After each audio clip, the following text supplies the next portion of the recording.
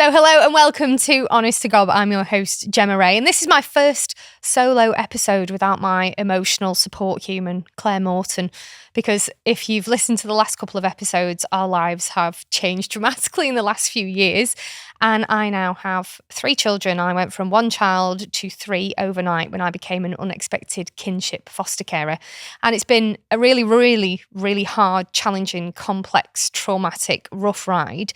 And I was going to jack it all in this time last year. I thought, I can't do this anymore. I'm not the right person to look after these children. I never wanted to be a foster carer. It was something that I came into very accidentally, but wanted to give it my all. And I'd heard about a course called Non-Violent Resistance Parenting, or NVR, which actually sounds really serious. I think it sounds like you're going on a course to learn how to restrain violent children, and it isn't that at all. So there's a new way that they describe it called New Vision for Relationships, NVR, which I think is much more accurate. It's about protecting the relationship between caregiver and child at all cost. So this came about for me as part of being a registered kinship foster carer, and it was introduced in my local authority, and I was one of the first people to do this course. Like I said, this was going to be my last-ditch attempt to solve, fix, repair, make it work, particularly with my niece, who by this point was 6. And in our very first session, I said, I hate my life and I just want to love her. Those were the things that I said that stuck out, and I knew I needed to put the work in to try and make things better. And what I had been doing was just not working at all. So I've got some notes on this, so I just want to refer to the notes. Because I'm doing it with my left hand, look, can't do it. I wanted to start actually by saying that the way I parent, this new way of parenting with NVR, isn't right. It's also not wrong. And for anybody listening who is a parent or a caregiver, the way you parent isn't wrong at all. I know that parenting is so personal, so deeply personal, because let's be honest, it is the hardest, crappiest, most rewarding, beautiful and amazing job and thing you'll ever do. It's really tough, and it brings up a lot of, for me in particular, I am constantly riddled with mum guilt and shame, and I know that other people are too. So I want to start by saying that just because I parent in this way doesn't make it right, doesn't make anybody else wrong. Mum and dad, if you're listening, you parented us great with the tools that you had, and we all turned out great as well. So I just wanted to start off by saying that. So NVR was created by a psychologist called Dr. Haim Omer, and his goal for this was to help caregivers manage complex behaviour, particularly in children, and those children who were in foster care or who had been adopted. That's who it was developed for. And the concept non-violent resistance actually comes from Gandhi, who brought about change through non-violent means. That's where the violent part comes in. And it's about not meeting fire with fire as a parent. So if you imagine you've got a kid who's this angry ball of fire, and their behaviour is this angry ball of fire, and then you as a parent fight it with another angry ball of fire. Oh, surprise, guess what you're going to get? A big fuck off angry ball of fire. And it's not going to be very easy to manage, and you just can't fight fire with fire at all. It very rarely works. And I know that myself, I'm raised by parents who were raised by parents, in a post-wartime era, when life was completely different, and there is this need to control our children and be authoritarian and be the police officer parent in your home. And I think until I learned about these methods and this kind of new way of thinking about parenting, it wouldn't have been anything that entered my head. And a lot of these things I'm about to discuss today might have felt like I'd lost control, or I was a failure, or I was letting them get away with murder.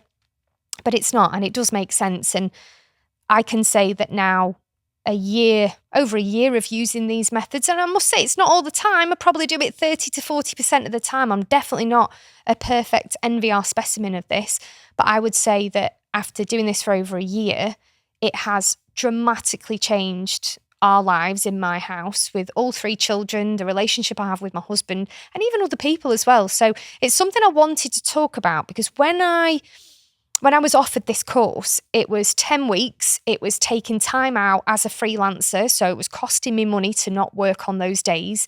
And I was trying to make an informed decision of whether I should do it because, 10 weeks of losing a day's pay, a week for 10 weeks was a big ask. And I couldn't find anything online that gave me information about what it actually entailed. I could find success stories where people had said, it changed our lives, it was amazing, which is awesome. That pain to paradise journey, seeing how people had transformed their homes. But I wanted to know how they'd done it.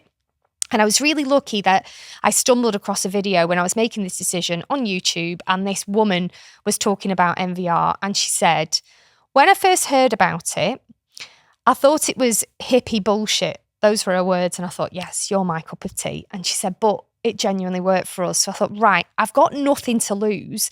I'm at this crossroads and point where I am prepared to give up my marriage and go and move out with my son and step out of this situation. And I do not want to do that. Don't want to leave my husband, love him dearly, don't want to take my kid away from his dad. I've got to do something has to change. So I decided I had nothing to lose and it was worth losing 10 days pay to go and do this course. So I did. And on one of the first sessions, they got us to outline the behaviour that we no longer wanted to tolerate in our homes. And I had a post-it notepad and I think I filled it with all the things that I didn't want to have to deal with as a parent anymore. And some of those were extremely violent. Some of those were extremely shocking. Some of those things were just annoyances, just little things that were bugging me constantly. And then we stuck them all on this board and could see a picture of the behaviour that we were dealing with. And the facilitator said something really important, that actually all of this behaviour that all of us carers had written on the post-it notes and put on the board was a clue for how that child was feeling. And they might not know themselves how they were genuinely feeling inside, but it was a clue that they weren't feeling great. And there was a phrase on the wall and it said, sometimes children who've experienced trauma will ask for love in the most unkind ways. And it really struck me. And I was like, that is exactly what she's trying to do in all of these instances. She's just trying to know that she exists, to know that she's important. And it doesn't matter whether she's asking for a hug or she's doing some extreme behaviours she's just looking for connection and attention.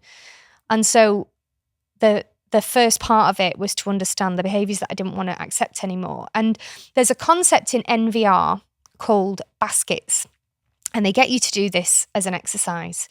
So you think about all those behaviours that you've written down on a post-it note, and you decide which basket they belong to. And there's a big basket, a medium basket, a small basket, and there's also a rainbow basket as well. And I'll start with the rainbow basket. So actually the rainbow basket is the positive behaviours that you want to encourage, because this isn't all about eradicating stuff you don't want in your life. It's also about positive reinforcement and really praising the children when they do something that is beautiful and wonderful and joyous. So there's the rainbow basket where you think about all the amazing things that they do and all the wonderful traits of that child. So you start with that. And then you look at all of these behaviours and you ask yourself, first of all, are any of these behaviours putting this child or any other members of the family or anybody in their wider network in extreme danger? And if the answer is yes to that, that goes in the small basket. So the most extreme behaviour that needs urgent attention goes in the small basket, because that's the stuff that you're going to concentrate on focusing on. You will always only ever concentrate on the small basket. And then you put the other behaviours in the medium basket and the big one. So leaving towels on the floor, for example, that just goes in the big basket. It doesn't really matter. Swearing might go in the medium basket, but actual physical threats of violence would go in the small one in our case. And so that's one of the first things that I thought was a really valuable exercise to do when you are facing a child who is outwardly displaying lots of negative behaviour. Like, where do you start? Because that kid can just feel like you're having a go at them all the time and they're never going to respond.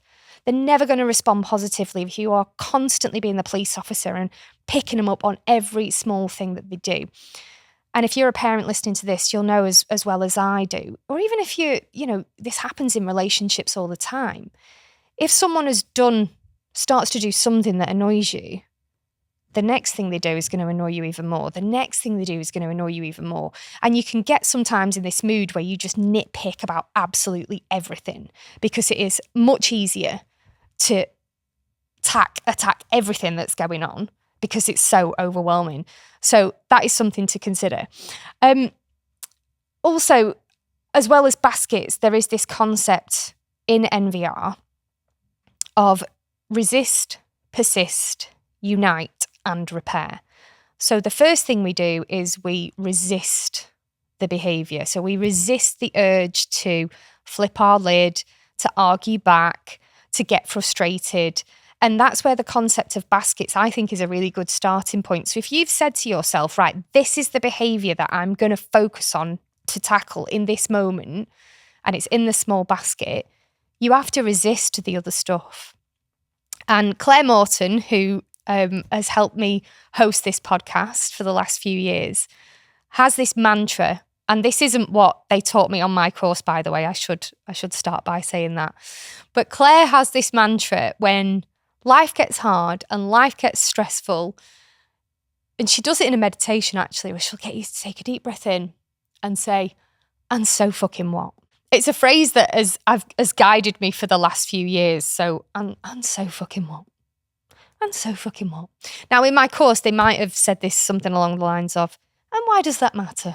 And so what? But for me, being the sweary Mary that I am, I like having this little mantra in my head, and so fucking what? So we've asked the kids to, put their shoes away every time they come in, and they don't do it. Instead of flying off at the handle because it's in the big basket, in my head I go, and so fucking what? Because it doesn't matter, because I'm just focusing on the stuff that's in the small baskets. That's the first part of resist, persist, unite, and repair. So we're resisting reacting to that behaviour, which often means trying exceptionally hard as a parent not to shout, not to raise your voice. If you are in a situation of children who've been through trauma, raising your voice and actively coming at them with conflict, they are hypervigilant to that. That might have been their upbringing. They might have grown up in a home where it's been a lot of conflict, shouting, violence, whatever it might be. And so if you meet them with that, that's just going to trigger them and set them off. So the first thing is about resisting it. The second one is about persistence as well, because this doesn't happen overnight. I'm still going through things that are in medium or bigger baskets that I've been going over with the kids for over a year. But it is about persistence and keep delivering that message, keep repeating that message. The next part, unite, is about bringing in other people. And so it's not about ganging up on a child about their behaviour. It's about bringing in other caregivers. So that might be siblings, grandparents, teachers, social worker. If they go to clubs, it might be, a person who knows that child well and teaches them football or dance or something. So that unite part is about bringing in supporters and figuring out who can help you help this child. And like I say, it's not about ganging up on them. It's not about bringing in lots of people to tell them that their behaviour is bad. We are asking supporters to deliver the same message to the child of, looks like you're going through a hard time here. How can I help? I think that's like the underlying message of NVR. It's not you are bad. It's your behaviour is showing that you must be having a really hard time. Your behaviour is showing that you must be feeling a certain way. How can we help and support you? And often a child won't know the answer to that. And there's a phrase that I've absolutely loved to utilise, and I repeat to myself a lot, which is connect before you correct. So instead of when a child has done something, flying off the handle and, trying to correct that behaviour, well, not even flying off the handle, just reacting to it. It's about connecting with that child first. And that can be eye contact that's not threatening. It can be neutral eye contact or a smile. It can be a hand on the shoulder and getting down to their level. It can be saying the words, you look like you're having a really hard time at the moment. Let's take a minute to calm down, and when you calm, we'll talk about it. it might be a lot of the time I will ask permission. Can I give you a hug? Or do you think a hug might help? Another way that I connect before you correct is using the acronym PACE, right? So PACE stands for being playful, accepting, curious, and empathetic. And playful, I think, is the most important one, especially with my niece who is 7 now. So let's say she's about to start arguing, screaming, shouting. I will go, oh my goodness, quick, stop.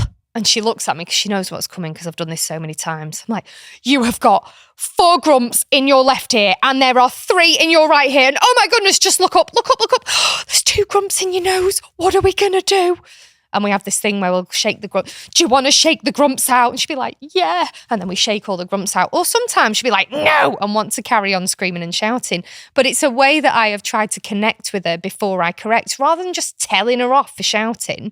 It's a way to disarm her. It's a way that through playful curiosity, I've got her to stop that dysregulation of her nervous system. She's flipped a lid, she's kicking off, and now I have completely switched it and changed the subject and made it fun that stops her in her tracks. And the grumps thing is something that we've used many, many times because it really is one of the best things that works.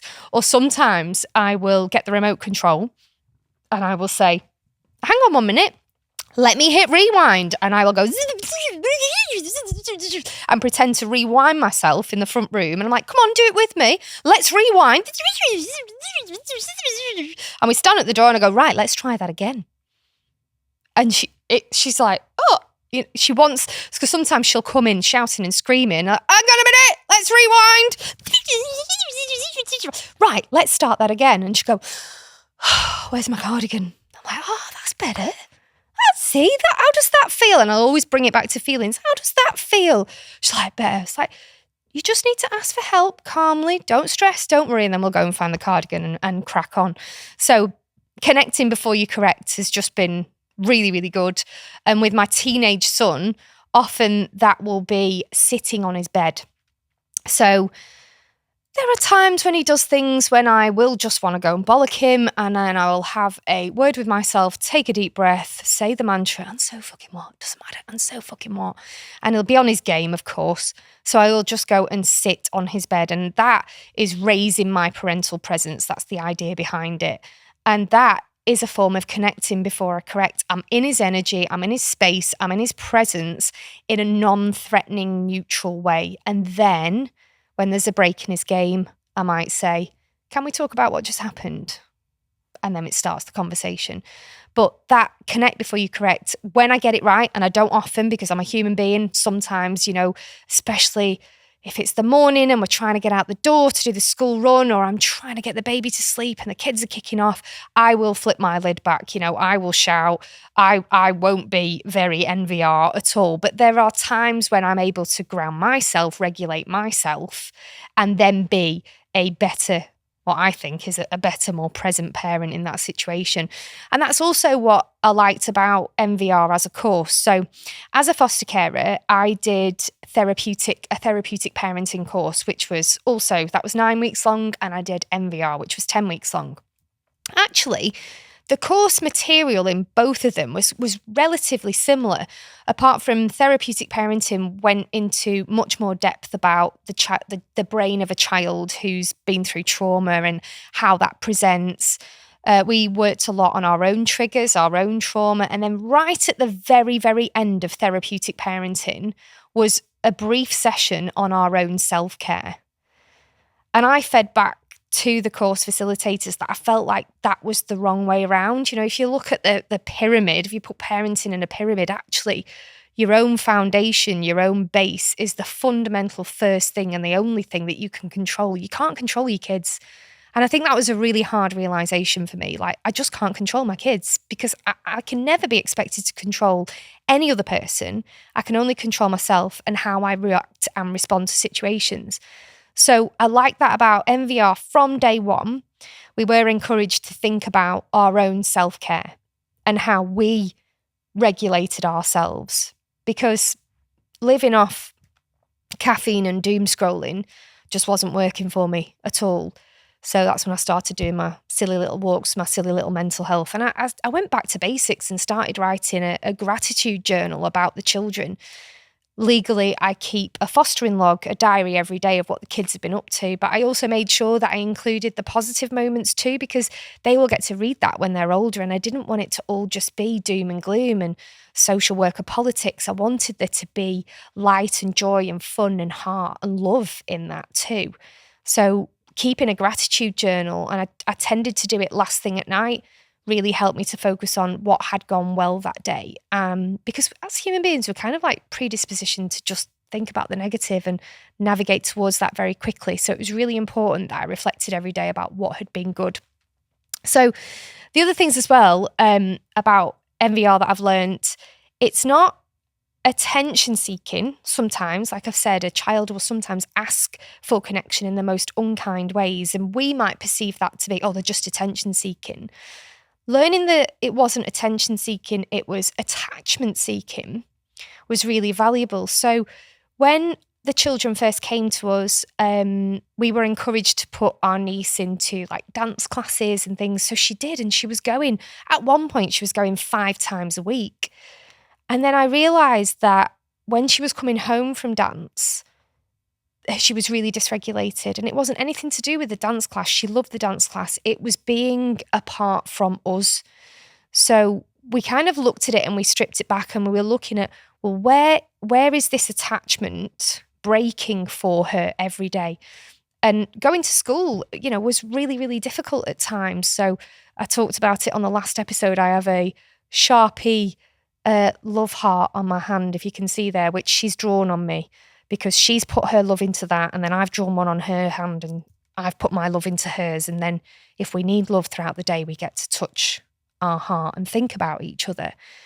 And that was a way to keep attachment when we weren't together. One of many things that we'd done, because attachment is super important for those children who find themselves in this situation where, through no fault of their own, their attachment to their parents is no longer there or severely reduced. And it's so hard.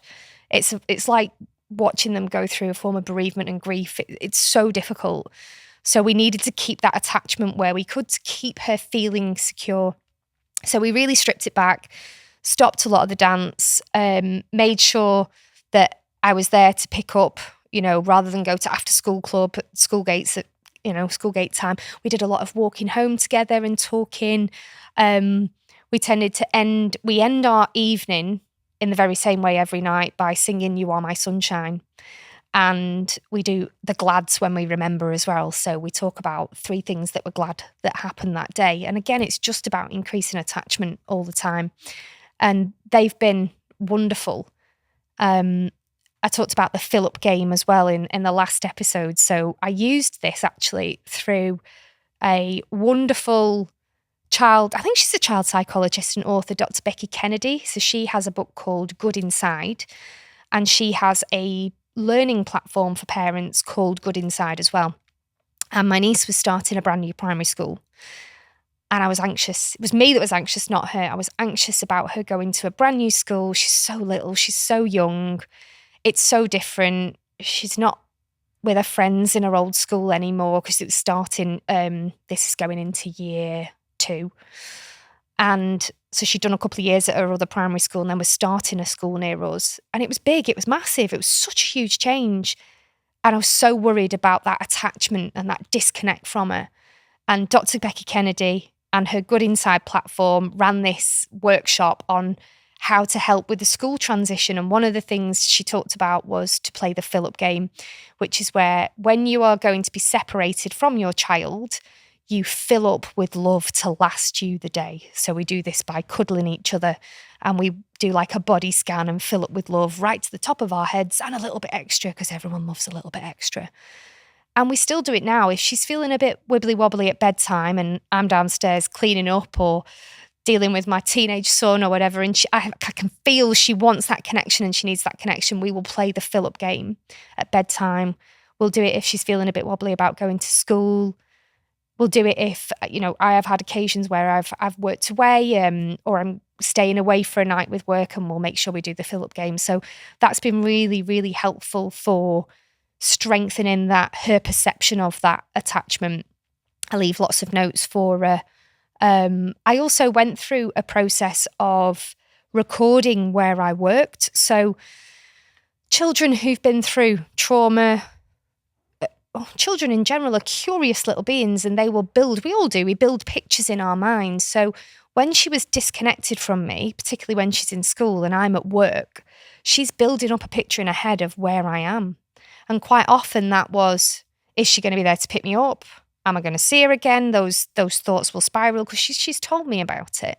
So what I went through, I started filming myself in my office. This is where I work. These are my work colleagues. This is where I come and make a cup of coffee. This is where I get my food from, and to give her a picture of where I am when she's in school and I'm not with her. And I've done that as well when I've been away for work. This is my hotel room, or this is where we're going to eat tonight. And I've sent the videos to my husband. I'm like, play her these. And it just helps settle her so she can build a picture in her mind of where I am and what I'm up to. So yeah, I wanted to share that one. Delayed responses is another thing that's really important in NVR, or striking while the iron is cold. You know what it's like? Your kid has kicked off. You've kicked off back. Everybody's escalated. Everybody's dysregulated. Nothing you can do or say is making that situation go away in that moment. There's tears, there's tantrums, there's convulsions. Everybody is on high alert. It's super stressful. And delayed responses is about, and I will do that phrase in my head, I'm so fucking what? I don't need to tackle this now. I'm so fucking what? Just leave it, just leave it, just leave it. And then striking while the iron is cold. I found a diary entry. As I said, I keep a diary for the children. I found a diary entry, and it talked about a time when there'd been a lot of dysregulation. She'd sworn at my son. He'd told her she was going to have to go and see her head teacher the next day. And the fear and the shame, she's erupted, right? So she wrote me a note. She's kicking off. I'm trying to get the baby to sleep. My husband's at work. She's kicking off. I'm shouting from the bedroom, you need to go to sleep. You're going to keep the baby awake. And she wrote me a note, and it just said, I can't take this anymore. And I put the baby to bed, and I read this note, and I'll be honest, her behaviour had been that off the scale. I was going to go in and tell her off. That was my intention, was to leave that room. I've got the baby to sleep. I'm going to leave that room. I'm going to go into her room, and I'm going to tell her off. And there's this note on the floor, and it just says, I can't take it anymore. I love you. So I took the note, I got a pen, and I wrote something like, you must be having some really big feelings to feel this way. How can I help? I love you. You're not in trouble, but we really need to talk about how we speak to everybody in the house, because we can't have this anymore. It's very mean. And then I put something like, I love you very much. Get some rest and we'll talk about this in the morning. And then I gave it to her, and I actually got her to read it out to me. And it was funny because if I did that, this was like last year, if I did that now, if that happened now, I think she'd be like, yeah, cool, okay, because we've done this so many times. But she read it and was so shocked that I wasn't going to tell her off, because this was all very new, and this is all like when I was doing the NVR course, first of all. So yeah, she started swearing again, playing up, being naughty, and that's where that resist and persist comes in. So in my head, I'm thinking, oh no, this is not attention seeking, it's attachment seeking. It's not attention seeking, it's attachment seeking. So I'm looking at her, and I'm like, are you okay? You don't need to do silly things to get my attention, I'm right here. And I'm listening. So come on, you sit down. Let's get some rest. Or do you want to talk about it now? And she did actually at that moment. But that is called striking while the iron is cold. So I'm not meeting fire with fire, like I said at the beginning of this episode. I'm waiting until things have settled. That striking while the iron is cold is something I will often do as well after I've done you've got 3 grumps in your ear and you've got 4 grumps up your nose. And then we will play and we will calm down, and then I might sit with her and I'll just look at her and I'll go, we can't really talk to people like that, because it must make you feel a bit sad when you talk to people like that. Talk to me about your emotions that you feel. And she's brilliant at this. So she'll talk about, I felt angry or I felt frustrated. And it's good that striking while the iron is cold is brilliant for getting the most out of the kids and getting them to reflect, and also getting them to understand that they are loved no matter what. No matter what. The problem isn't them. It's not them as a person. It's not about it's about their behavior and the way that they react, and we're giving them hope and a solution that we can work through that together. So that's really, really nice. Which leads me, that unconditional love leads me on to something that is really powerful, but really hard to get your head around in NVR, which is reconciliation gestures. So this is about doing nice things for your child just because you love them, to remind them that you love them. So in NVR, we're not using punishment. Rewards, they say we're not using punishment and rewards, but rewards work really well for my kids. They love a reward. Sometimes the school of thought is don't do a reward chart for a child who's been through trauma, because they feel that they're already feeling a lot of shame. They're already confused. So if they don't tick something off on their reward chart, they will often get this incorrect notion that I am bad inside, I'm a bad kid, and it's not true. So reward charts are actively discouraged, however they do work in our house. But punishment is also discouraged. Natural consequences are encouraged. So for example, a child breaks something. Well, instead of punishing them for that, right, because you broke that, we're not going to go to the cinema. Because you did that, we're not going to do this. Because you did that, I'm going to take your PlayStation away. Because you did that, you're not having your iPad. So that is an example of a punishment. A consequence is you broke that. So because it's broken, we're going to have to look for a way to fix it. So you're going to help me learn how we can fix this. Or because it's broken, I'm going to need you to contribute towards paying for a replacement. So from your pocket money, we're going to need X amount. That is a consequence. It's not a punishment. That is a consequence of the action. So that is really helpful. So let's say something bad like that has happened. The next part, the reconciliation gestures, is then about doing something for that kid just because you love them, no matter what. That might be, hey, I made you a hot chocolate. Hey, shall we go and make that roast chicken for dinner that you absolutely love? It's not about bringing presents. It's not about pacifying with gifts. It's about doing little nice things just because, hey, I've put all your uniform on the radiator so it's nice and warm when you put it on. Come on, I'll come and help you. So it's approaching kids with love and compassion and empathy because they need it. Because when they've done something wrong, a child will activate, or even a human being will activate the shield of shame. So they know they've done something wrong, the shield of shame goes up. And the way that presents sometimes is either to fight you back, is to deny, is to run away. So what we're trying to do is remind them that they are still loved no matter what. It's their behavior that gets to be addressed. And the way we do that is by reducing the shield of shame, by reminding them that we love them, by these reconciliation gestures, striking while the iron is cold, and just approaching with calm presence and persistence. But of course, I know that is exceptionally hard. If you are juggling multiple things, if you've got the stress of work, or even in this situation, if you are a kinship foster carer, the whole process is incredibly stressful and confusing and hopeless. And you might be personally in the absolute pits of stress and frustration and anger and confusion. And it is very, very difficult to be a present parent in that situation. So focusing on your own self-care is vitally important. And I found for me that self-care wasn't a bubble bath.